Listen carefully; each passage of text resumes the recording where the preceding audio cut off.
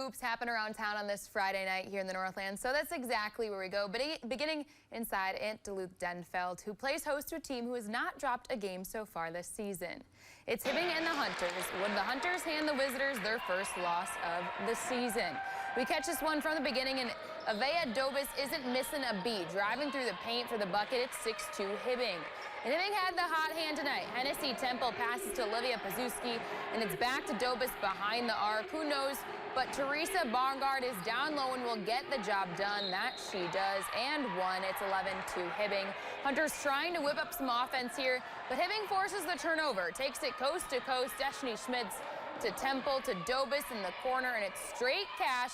Now with at least 13 unanswered points in that first quarter, they keep that trend going to claim victory 63-27 over Denfeld.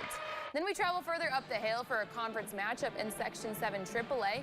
It's Hermantown hosting Grand Rapids, and at the start of the second half, the Thunderhawks led 40-20. It was much of the same as Senior Braille. LaPlante scores 8 straight points with those back-to-back threes before the fast break layup caps off the lone 3-minute scoring run.